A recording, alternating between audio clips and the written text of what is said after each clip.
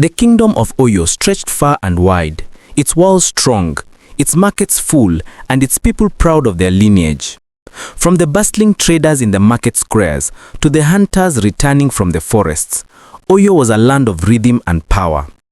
At the heart of this empire was the royal palace, a grand compound built of red earth walls and towering pillars, where the Oba, King Adetokunde, ruled with wisdom and strength. His son, Prince Adewale, was admired for his intelligence, bravery, and fairness. Yet behind his confident eyes lay a heart restless with questions of destiny and love. On the evening of the annual Festival of Unity, when the people gathered to celebrate the gods that had blessed the kingdom, the palace priests brought forth a mysterious object wrapped in white cloth. With chants that rose like smoke into the sky, they unveiled a golden calabash said to be crafted by the goddess Oshun herself. The calabash was no ordinary vessel. It was said to reveal to the chosen one the face of their true soulmate, the one whose love would bring joy not only to them but also to their people. As the eldest prince and heir, Adewale was chosen to gaze into it first. When he leaned over the shining rim, the calabash rippled like a pond touched by the wind. Slowly, an image formed, not of a foreign princess, nor of the daughters of wealthy chiefs who filled the palace halls with their beauty and grace. Instead, the vision revealed a young woman with humble attire, carrying a clay pot upon her head by the river's edge. Her face was radiant, though unfamiliar, and her eyes glowed with quiet strength. The court gasped in disbelief, for surely the calabash had erred.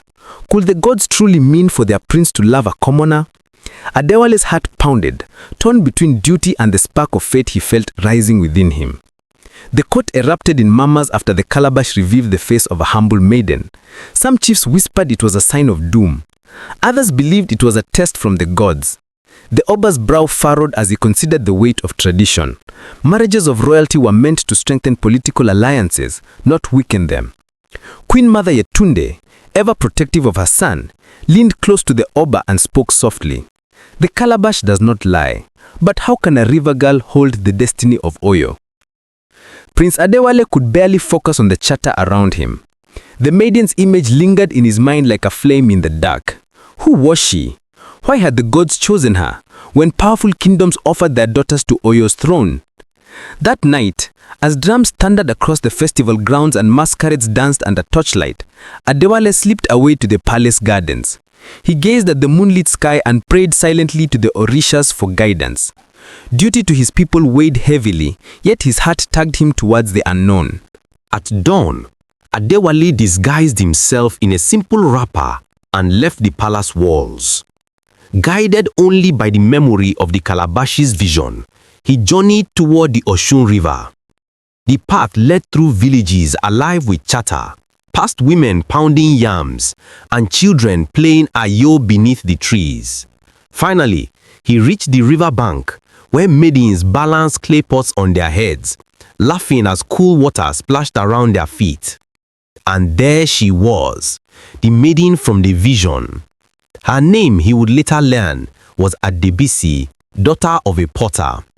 Her beauty was not adorned with gold or coral beads, but it shone in the way she moved, the kindness in her eyes, and the strength in her posture. Adewale watched from the shadows, his heart racing. He longed to speak, yet fear of breaking tradition held him back.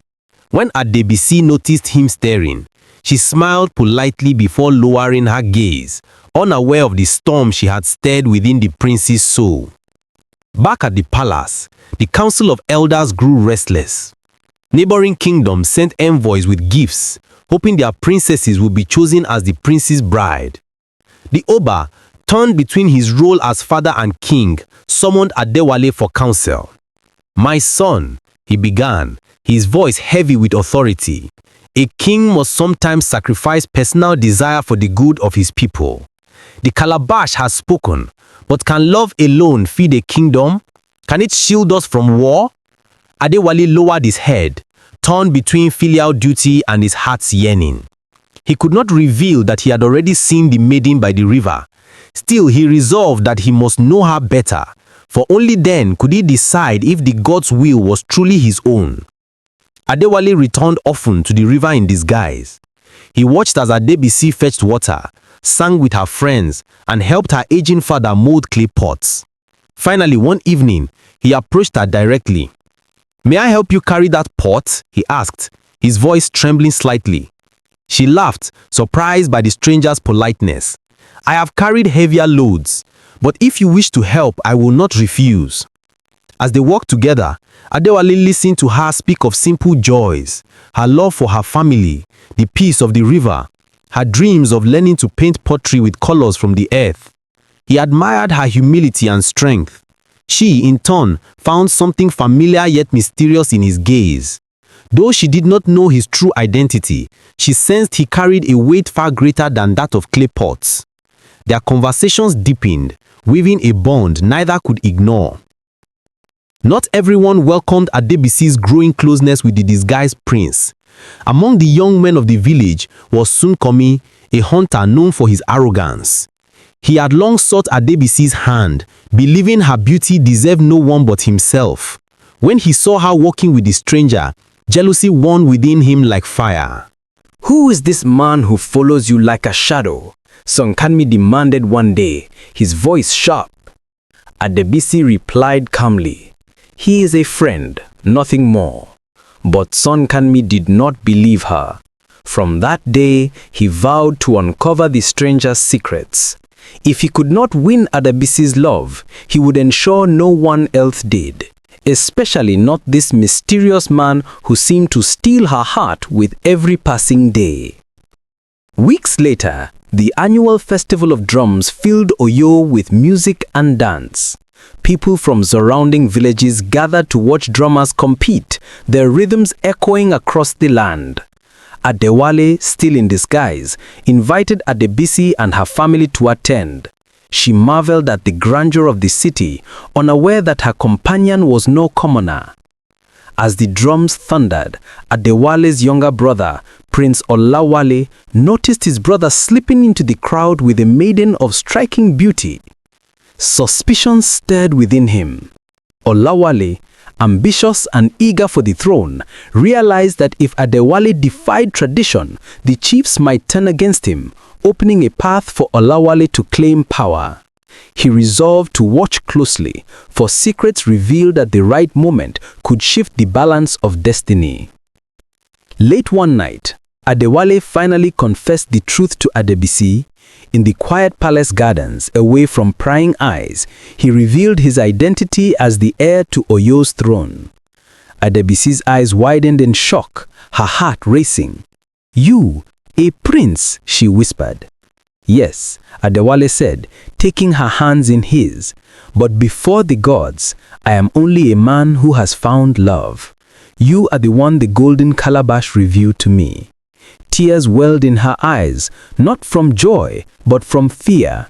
"How can I, the daughter of a potter, stand beside you on the throne? The chiefs will never accept me. They will call me unworthy." Adewale held her gaze firmly. "Let them say what they will. My heart is certain." But even as he spoke, shadows of doubt lingered, for he knew the council's wrath would be fierce. Word of the prince's secret reached the chiefs sooner than expected. It was Sunkanmi, consumed by jealousy, who uncovered Adewale's visits to the river and revealed Adebisi's name to the court. The council erupted in outrage. "A potter's daughter," Chief Akinlolu spat. "This is an insult to the throne." Others warned that foreign kingdoms, whose daughters had been rejected, might take offense and prepare for war. The Oba summoned Adewale, his voice stern. "Is it true? Do you choose this girl above duty?" Adewale stood tall. "Yes, father. The calabash has spoken, and my heart agrees." The hall fell silent, the weight of his words heavy as stone. The Oba's eyes softened with sorrow, but hardened with responsibility. "Then prepare, my son, for love is never without cost, and the cost of yours may be Oyo itself." Prince Olawale seized the moment to sow seeds of doubt. In private, he approached the chiefs, whispering, "If Adewale chooses weakness, Oyo must not suffer. Should he falter, I am ready to take his place." The chiefs, divided, began to see Olawale as an alternative. Some valued tradition above all, others feared instability if the god's will was ignored. Meanwhile, Adewale wrestled with his choices. He longed for Adebisi's love, but he could not ignore the possibility that his kingdom might fracture. One evening, as he watched the city lights flicker like stars, he whispered to himself, "Can love and duty walk together, or must one be sacrificed for the other?" His answer remained uncertain, like the restless wind over the plains. Adebisi too struggled under the weight of newfound attention. Villagers whispered behind her back, some with envy, others with scorn. Yet she carried herself with dignity, continuing to walk with her father at the potter's wheel. "I will not let fear shape my destiny," she told him. "If the gods chose me, then they chose me for a reason." When Adewale came to her in despair, she lifted his chin. "Your people may doubt me, but I will not falter. If we are meant to be together, then we must show them love is not weakness, but strength." Her words renewed his spirit, reminding him that fulfillment was not found in fear of the future, but in courage to embrace it. The council demanded proof. "Let the oracles decide," they declared. At the sacred grove, the high priestess cast cowries upon the earth and consulted the spirits. Her voice rose in prophecy. "The calabash does not lie. The maiden of humble birth shall bring prosperity if love is true. But beware, should greed or pride poison the bond, the kingdom shall suffer." The prophecy silenced some doubts but did not erase them. The chiefs insisted that Adebisi undergo trials to prove her worthiness. Adewale protested, but the Oba nodded gravely. "If she is truly chosen, the gods will grant her strength. If not, then fate has spoken otherwise." Adebisi's first trial tested her humility. She was tasked to serve in the palace kitchens, preparing food for a grand feast. Many mocked her, saying a potter's daughter had no place among servants of the king. Yet she worked with grace, ensuring every dish was seasoned with care. When the Oba tasted the meal, he smiled. Even the simplest food, when made with love, can satisfy the heart. The second trial tested wisdom. She was asked riddles by the elders, each designed to confound. But Adebisi listened carefully, answering not with pride, but with thought. When asked what was greater than wealth, yet light enough to carry, she replied, "Contentment, for it lives in the heart." The elders murmured in approval. Her answers revealed not only cleverness, but depth of spirit. Sunkanmi, furious at Adebisi's success, conspired with Olawale. Together, they plotted to discredit her by spreading rumors that she had used charms to bewitch the prince. On the night of her final trial, a sudden fire broke out in the palace courtyard. Panic spread as flames licked the sky. Many accused Adebisi, but she ran into the blaze to rescue a child trapped inside. When she emerged, soot-stained but alive, the people fell silent. Her bravery spoke louder than lies. Even the Oba could not deny her courage. Yet Olawale seethed, realizing her strength only drew her closer to the throne he coveted. In front of the gathered court and people, Adewale took Adebisi's hand and declared, "This is the woman I choose. The calabash revealed her, and my heart confirms it. If love is my weakness, then let it be the strength of Oyo." A hush fell. Then, slowly, applause rose from the crowd. For many had seen Adebisi's trials and could not deny her worth. The Oba, though reluctant, nodded solemnly. "So be it. May the gods bless your union. But remember, love is not a crown. It is a burden that must be carried with wisdom." His words reminded Adewale that marriage was not the end of the journey, but the beginning of a greater test. Despite the blessing, Olawale and Sunkanmi were not done. They sought aid from a rival kingdom whose princess had been rejected. In secret, they promised that if war broke out, they would help overthrow Adewale in exchange for power. The rival kingdom, hungry for Oyo's riches, agreed. Meanwhile, Adewale and Adebisi prepared for their wedding. The palace bustled with activity. Drums echoed through the city, and dancers rehearsed for the grand celebration. Yet beneath the joy lay shadows, as betrayal brewed in silence, waiting for the right moment to strike. The wedding day arrived, filled with splendor. Adebisi was adorned in shimmering white cloth and coral beads, her beauty radiant as the morning sun. Adewale, clad in royal attire, looked upon her with pride. The people sang praises, their voices rising like waves of hope.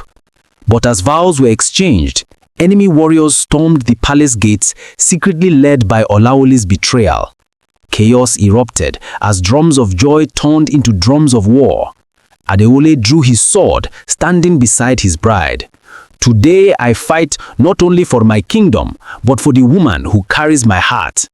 His courage ignited the warriors of Oyo, and battle thundered within the walls. The battle raged fiercely. Sunkanmi, wielding his bow, sought to strike down Adewale, but Adebisi shielded him, her bravery shining once more. "We fight together," she declared, refusing to leave his side.